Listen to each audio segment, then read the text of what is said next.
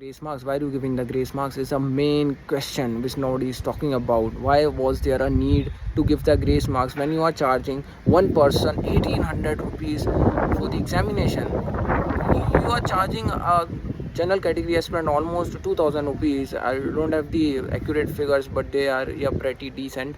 And when it comes to OBC, SC, ST and other reserved categories, then the fees is around 1000 to 1200 to 1500. So when you are charging so much rupees from a single person, that amounts to crores of rupees, are you not able to conduct the examination in a fair, robust, efficient manner, in a flawless manner? Are you not? Where are you utilizing the fund? How are you utilizing? Because you are mobilizing a lot of funds, you are a government agency, and apart from that, above that, you are taking the money from the candidates themselves, and still you aren't able to conduct the examination in an efficient, fair manner. Why is it so? What is the problem? What is the problem?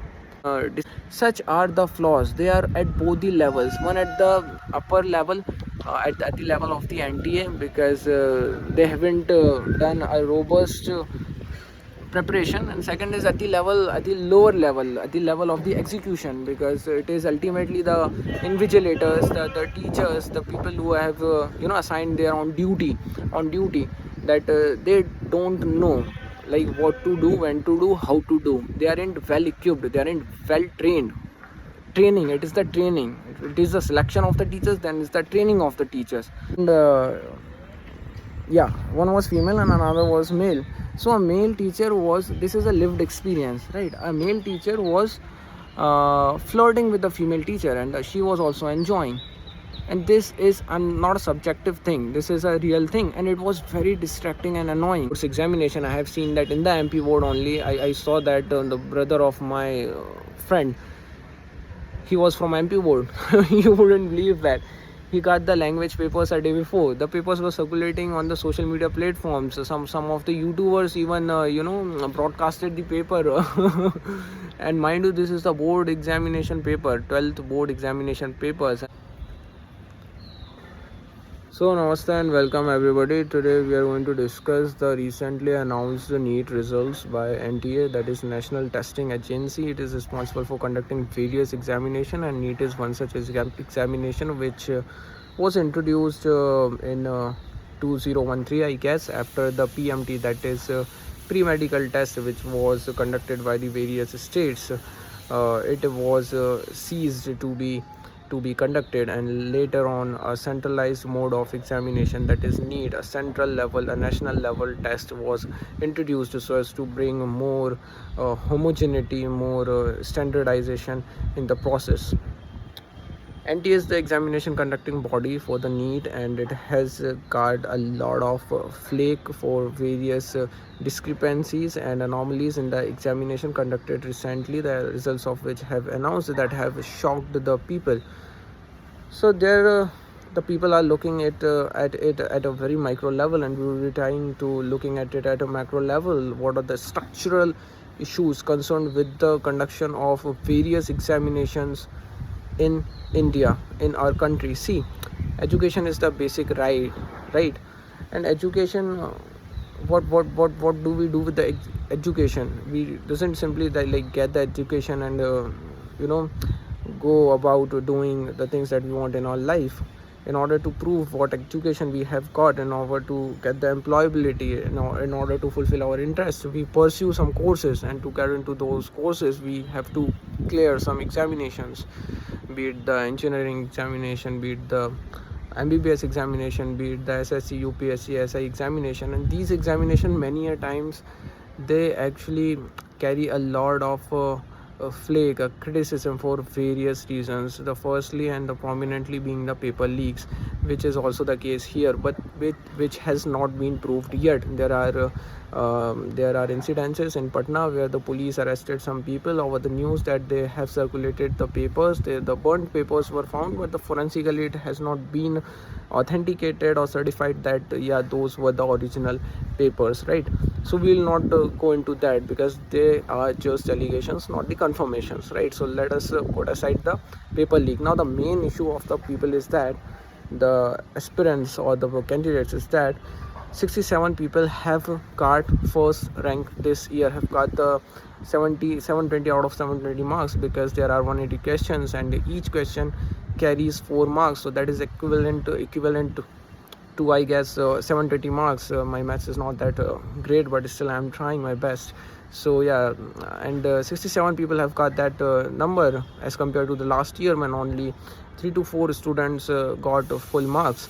So what could be the reasons? So NTA has tried to give the reasons, citing the fact that there were addition of 4 lakh people in the examination this year, which might have inflated the ranking. For example, last year, it's not example, these are just facts, not very accurate, but yeah, modest. So last year 20 lakh aspirants appeared in the NEET examination, and this year it got hiked to 24 lakh. Secondly, and most importantly, which I consulted with the veterans, the seniors, and they said me that the level of difficulty of NEET examination has consistently gone down. And secondly, we all see the corporatization of the education, the commercialization of the education, the burgeoning of the various these quota like hubs, education hubs all over the India, which are providing you the education. An academy that has populated the hinterlands, providing the education at par with the LN Akash and other reputed institutes for the students coming from the disprivileged sections of the society, sitting in the regions very backward. So yeah, this has democratized the education. This is the second thing. And third thing is, which the veterans told me, unlike the UPSC, SSC and other competitive examination, this is a very static kind of examination, wherein the questions will come from the same syllabus which has been there for years and years. So as to put it this way, this is not a current affairs oriented examination. This is a very static examination. Physics ain't gonna change. Chemistry, mathematics, they ain't gonna change, right? So what happens is that if you are going to prepare for such examinations from standard 8, yeah, they're having classes, so you are well groomed up. Okay, so and this might be the reason that 67 people all across the country have got such a rank.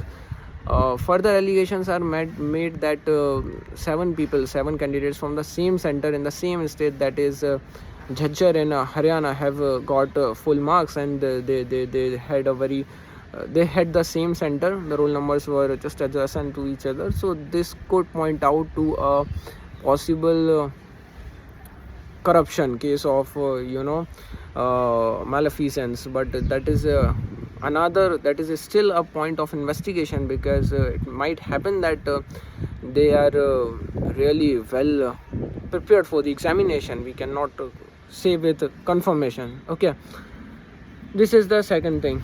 Now third thing is that, which a lot of people are very concerned about, is the grace marks that is going to be awarded, that has been awarded to around 1500 people.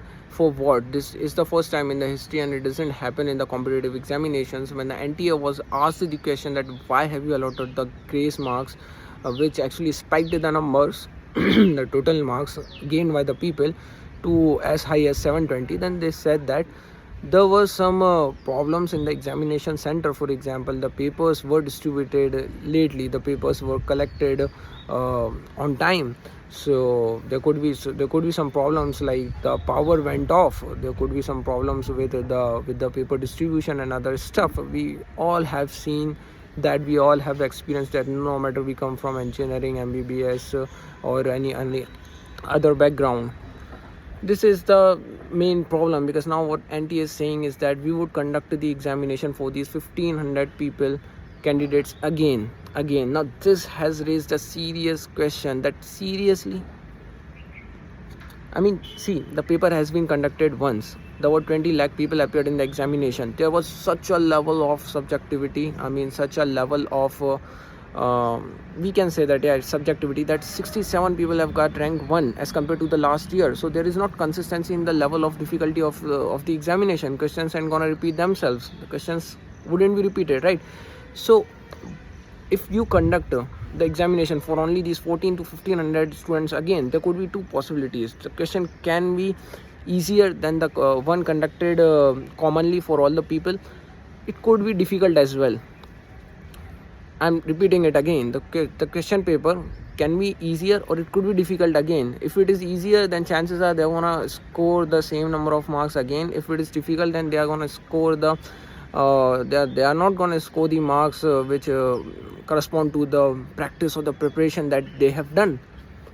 So it basically, what happens is that it would violate and breach the principle of equality. There is discrimination, the sort of discrimination. There is no equality, because see, when you are conducting an examination, then uniformity is something that is at the heart, at the core of the examination process, and the uniformity will not be maintained. And this is one of the reasons why the CBT based examination, computer based examinations, which are conducted in various shifts, are often criticized by the people. For example, the SSC examination, wherein the grace marks are given based on the difficulty of the examination. For example, there is an examination of total 200 marks. So on one shift, the same student is getting 160 marks, and the another shift, the same student with the same level of preparation might get 120 or even 180 marks. So committee is set up which gauge the difficulty level of the examination and conduct the grace marks accordingly. So what happens is that there is a lot of subjectivity involved in the papers. So once the grace marks have given, you can give a valid reasons for them, but conducting the examination again for the people would actually violate this principle of equality and uniformity in the examination process, and isn't that prudent and convincing. Disadvantageous position. So what happened, that these 1400 students who have got the grace marks are those who approached the courts, various courts, judicial bodies, citing various lacunas in the conduction of the examination process. So now 1400 people who approached the court have got the grace marks. What about those people who didn't or couldn't approach the court? This is a paramount question. See, discrimination, unfairness, injustice was meted out to other people as well, other candidates as well. Some of them who had the means, the resources to go to the high courts, to hire the lawyers who charge the fees in lakhs, they have got the justice in the form of the grace marks. What about others? Now this is a very serious question. Now here I have raised three questions, not the questions, but I have cited three major problems. First one is related to the exam leaks, which is a very infamous problem, ubiquitous problem, I would say. It is everywhere, mostly in the lower class examinations, except for the UPSC or UPSC CSE NEET examinations. This can be found anywhere or everywhere, right? Mostly with the boards examination, I have seen that in the MP board only. I saw that the brother of my friend, he was from MP board. You wouldn't believe that.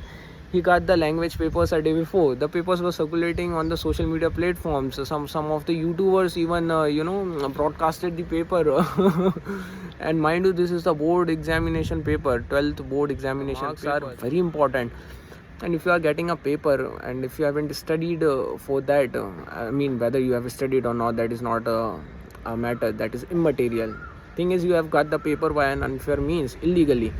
But the examination agencies, they don't give a damn. Investigation is not conducted. Even if it is conducted, then they say that no, there was no paper leak. We have conducted the investigation or the inquiry. These are just the rumors in the air, but there is no paper leak. This is the state of affairs in most of the states, which I have personally experienced, and I was aghast. I was shocked. Education is at the heart of the human rights, at the heart of the democracy, I have told you.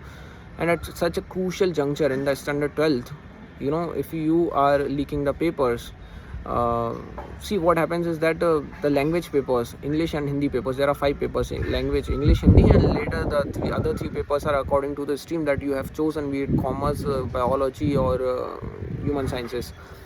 So what happens is that the OTPs for the subsequent papers, at least the OTPs get leaked. I don't know how, just 15 minutes or 20 minutes before the examination. But for the English and Hindi, the whole paper, the entire paper gets leaked, so sometimes in the night. and the things go on and on and on. Oh my god, so this is the pathetic state of affairs. So what is the, I mean, what is wrong? This is something wrong with the paper leak, that the system entire as in the whole, as a whole, in its entirety, has to be revamped, to be reformed. Okay, so this was the first thing regarding the paper leak. Second thing is regarding the rank inflation. So I've told you, because of multiple factors at play here, physics wala, Unacademy, Akash, BYJU's, LN, जो quota वाली thing है, that is all already there, right? Because of multiple push factors. And another thing is that because of the easiness of the examination, comparative easiness of the examination, as the veterans told me, that the difficulty level of the paper has going down and down, has been going down for years. So it is quite likely, we are not saying that it is completely impossible. No, there's nothing like impossible. It is quite likely that, yeah, 67 people have got the rank 1. Now the main question is that how would they be allotted the colleges, because the seats aren't there aren't as much seats as there are rank 1 in the AIMS Delhi, which most of the people aspire for. So will they be allotted the seats on the basis of the alphabetical order, and I mean the name, the spelling of their name? If it starts from A, then you are likely to get a seat. If not, then if your name starts from Z, you won't get the seats. If this is so, I'll tell my friends to name their baby child after the initial letters like A, B, C, D. Anyways, this is again a matter of concern. If such a scheme is applied, I think that the better scheme would be, a better parameter or method would be to take the date of birth into consideration, and the younger the person, the more rank or priority he is or she is to be awarded, should be awarded. This is the second thing. Yeah, so this is second thing is regarding the inflation, rank inflation, which I'm less skeptical about. But paper leak is a big problem, but in this particular case I'm less skeptical about. I'm not saying that, yeah, there was certainly a paper leak, and I'm neither saying that, yeah, there is some certainly something wrong with the paper, with the process, because 67 people have got the rank 1. I think that it is likely. Relating to my experience, like for example in UPSC, the cutoff has been significantly going down and down and down. Out of 200 marks, is going down significantly, and this year, like in 2023, it was somewhere around 75 marks. And taking my personal examination, like I scored 50%, around 50% more than the cutoff marks. So there would be less number of people who are scoring marks above 110 as compared to the people, those who scored the marks last year, right? Why? Because of the difficulty level of the examination, it has gone up. Conversely, inversely, or similarly, in the case of the apna NEET examination, the difficulty level of the examination, it might have come down, which it has really come down. So it might have led to the rank inflation, which is quite logical. Now coming to the third thing, which is the most important thing, is the grace marks thing. There's a lot of unfairness involved in giving the grace marks. Why are you giving the grace marks is a main question which nobody is talking about. Why was there a need to give the grace marks when you are charging one person 1800 rupees for the examination? You are charging a general category aspirant almost 2000 rupees. I don't have the accurate figures, but they are, yeah, pretty decent. And when it comes to OBC, SC, ST and other reserved categories, then the fees is around 1000 to 1200 to 1500. So when you are charging so much rupees from a single person, that amounts to crores of rupees, are you not able to conduct the examination in a fair, robust, efficient manner, in a flawless manner? Are you not? Where are you utilizing the fund? How are you utilizing? Because you are mobilizing a lot of funds, you are a government agency, and apart from that, above that, you are taking the money from the candidates themselves, and still you aren't able to conduct the examination in an efficient, fair manner. Why is it so? What is the problem? What is the problem? This is a main question that is to be raised, because why there was a need for the grace mark? It arose from the lacunas in the process of the conduction of the examination. For example, there might be the power cut, the sheets weren't given on time, paper wasn't conducted on time, and there could be some other structural issues. So I think that these issues should be analyzed, because I have personally seen that in one of the competitive examinations that I appeared in. The desk, the thing that we sit on is bench, right? Okay, the thing that we keep our paper on is desk. So half of the slab of the desk, it wasn't there. So for example, this is the total. I cannot show you, like I could show you. I hope you are getting my point. So this is the breadth of the desk. Half of it was gone, it wasn't there, and the center was in Delhi. It was a UPSC examination, and I was just shocked. And he didn't change the seat, or neither the seat was changed nor the I wasn't shifted to another seat, which was good, because hardly 50% of the people appear in the examination. And he didn't replace the seat as well. I told him, can you please replace the seats? No, he didn't. So these are the problems. And sometimes what happens that you do not get the question paper on time, which is a major issue. And sometimes there are structural issues, like if there is a power cut and there is a darkness, there is no sunlight, then of course it is a problem. Sometimes what happens that in one of the experience in Bhopal I had, there was a procession going on just outside the examination hall, and examination was taking place in the assembly hall, not in the classrooms.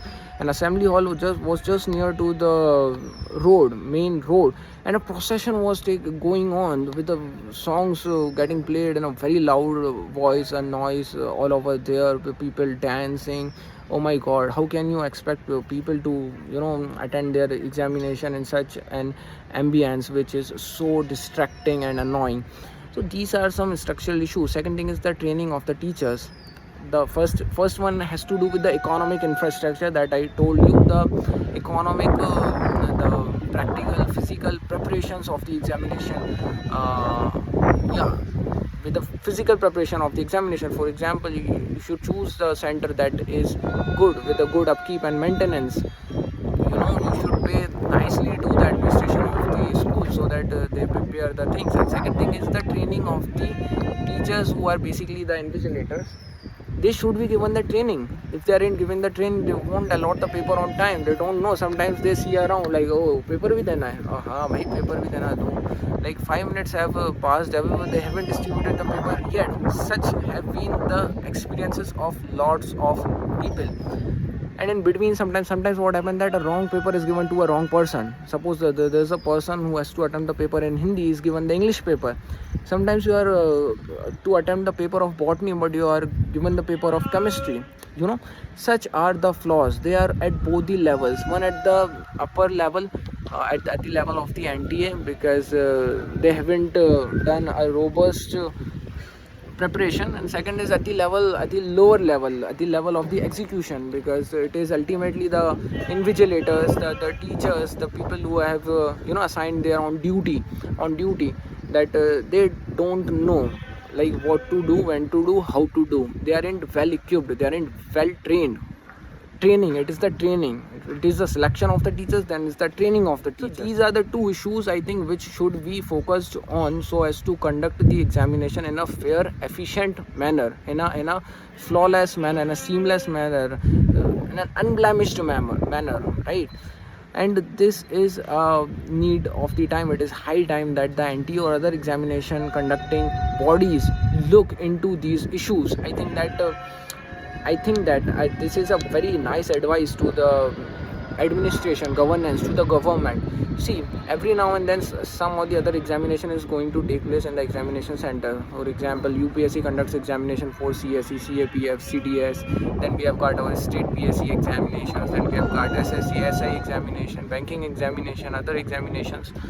You have got your Neet, right? NTA conducts examination for NAT JRF, which has now become a pen paper based examination as compared to the CBT mode. So every year examinations are going to take place. So what you can do is you can select some good institutes, be them the school, be them the colleges or the universities. Okay, now what you can do is you can impart the training to a set of teachers. Now you choose a set of teachers there, the human power, and you give them the training for the examinations, various competitive examinations. So you should have a pool of the workforce, the manpower, women power, human power beforehand, very well trained, very well equipped with what to do, when to do, and how to do. There should be a separate training and courses, right? Many a times teachers don't know. In my CSAT examinations of UPSC, examination of UPSC, what happened was that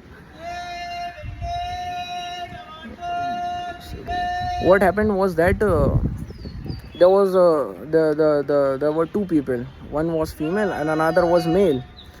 And yeah, one was female and another was male. So a male teacher was, this is a lived experience, right? A male teacher was flirting with the female teacher, and she was also enjoying. And this is not a subjective thing, this is a real thing, and it was very distracting. Actually, you cannot directly say that, no. I hinted at it, some other people also laughed, we coughed, for no reason, just as to make them know that, yeah, we are uncomfortable while they are chatter. Then I had to say, okay. Then he was like, अरे qualifying exam है ना ये तो, मतलब the marks aren't added in the merit list. It is just a qualifying examination. You just need to get 33%, 67%, yeah, 33% of the marks, which is equivalent to 67 marks out of the 200. So he cited this reason to me, and he kept on. And another time when he did, then I had to stood up and strictly tell him. But I was in the fear that what if he does something with my mark sheet, mark something wrong, because there were no cameras. He can do. We are human after all. What can I say? Because you do not get the answer, the OMR sheet. You do not get the OMR sheet. So you can, fudge, smudge, or can do something wrong with the copy. So these are some lived experiences. These are some real issues. What is to be done? Make sure that you have got the camera in all the centers where you are conducting the examinations. Make sure that you have given the proper trainings at various levels to various people. You have identified a pool of the teachers, who are there in that particular college or university for the examination, that how the papers are to be collected, how they are to be distributed, right? How to deal with the students, how to find out any malpractice if it is at place.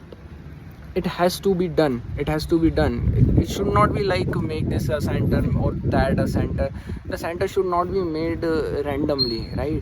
Because a student prepare entire year, or sometimes even more than a single year for the examination, which is about 3 hours. If the ambience is not good, if there are some structural problems, mark this word structural, this is very important. For example, the power has gone, the teachers are ill trained, not have the capacity, what else could be the reason? The infrastructure, I told you, the seats are not good, the benches are not good, and there could be other problems, like I faced the procession going on just by my side, acting as a powerful tool to distract anybody. These are some issues that some are structural and some are sporadic and spontaneous, but they can be dealt up with. If you do this thing, if you make sure that you give the proper training, then I don't think that there would arise such a need to give the grace marks to anybody in any examination. See, we'll have to look at the picture at the bigger level, isn't it? At a bigger level. It is not only about NEET, it can be about any examination. We all must have faced some or the other problems related to the discrimination. This is a sort of discrimination. If the paper is given to us not at the right time and collected from as earlier, and something awkward happens there, like the procession going on, I told you. If the teachers are not trained well and they are gossiping with each other, so these are some structural problems. And I think the preparations have to be done beforehand, so that no student and no paper face no such problem that arises the need for the grace marks to be given. Because grace marks, they are inherently a discriminative device. you can give the grace marks to the people candidates coming from the one center but not to the other center, right? It's like jiski lathi uski bhais. Those who have the wherewithal, those who have the resources to go to the lawyers and pay the high fees, then they can actually get the marks raised, get their total marks raised by getting the grace marks. And those who couldn't, what about them? So at the end, summing up the entire problem, there were three problems that I saw in the NEET examination process. The first one was regarding the paper leak, which I told you, citing my personal experience of 12th MP board examination, is a big problem that doesn't have to do with the NEET examination but pervades in all the spheres barring some reputed examination like UPSC ka examination, right? Second problem was related to the rank inflation, that 67 people have got the rank 1 as compared to the last year when only 3 people have got the rank 1. But I am not saying that there is something wrong just because of this thing in the examination process, because this is a likelihood, this is a possibility for the various reasons that I gave you: the democratization of the learning process, the coming of the technology like various platforms like apna Unacademy, Byju's, Physics Wala, etc., and other things. Now, third and the most important thing is the grace marks. Should the grace marks be given or not? Is a very important issue. I think that they should not be given, but more importantly, uh, make the examination conduct the examination in such a manner that there arises no need for the grace marks to be given. And fourth thing, and which is attached to the third thing, is should the examination be conducted again for the people who got the grace marks? So I think it is a big no, because the questions would be different, the level of difficulty and easiness would be different, and it might work either in their favor or disfavor, and would actually fly on the face of the principle of equality, right? So these were the four major points, and apart from that, a major recommendation and suggestion to the government would be, please make this a reform, a revamp. The suggestion that I gave you, that make a body of the teachers, select the colleges or the institutes or the universities, give them the training, rigorous exhaustive trainings, okay, in all the possible manner. Charge high fees, the examination fees from the students if you want, but I don't think that, because UPSC charges barely 100 rupees and they conduct the examination in a fabulous manner. I mean, comparatively, relatively in a very nice manner. Never ever have the allegations been raised against the UPSC for the examination paper leak or anything of that sort. So such is the level of preparedness. So what I was basically saying is that do anything you want, but have a image or reputation just like UPSC, that no question can ever be raised against you. And if the questions are getting raised, then you have the solid reasons, logics, rationale with you, solid justification with you, which is not there in the case of NTA, despite the fact that NTA charges 2000 rupees from a person. Okay, this was the last thing. So what I basically suggested is that make a body of the teachers at a central level from various institutes, train them well, conduct the mock papers, conducting the just on the before the D-day. Suppose examination is on the 18th of December, on the 17th of December you can call the random students, for random students you can give them the money and conduct a mock paper. Just like the students conduct the mock paper, the teachers should also conduct the mock papers. The classroom should also be used for the mock papers. What an amazing solution is that? It's just come to my mind. It's just fabulous. So as to make a rehearsal for that. Yeah, is the examination center well prepared for that? Consult with the local authorities, that is there going to be a procession in that area, and employ a good number of army people or the police, the defense forces, and each and every department should be conducted. Make the traffic rules, not the traffic rules, but traffic problems. Suppose if there is a lot of traffic on that particular day and the examination is scheduled in the day or in the morning, there could be problems. So there are a large number of factors that are involved in the conduction of the examination. Power cut is of course the primary one that is cited in this particular case. that should be taken care of. This would be the suggestion to the government, and I hope that the people get the justice.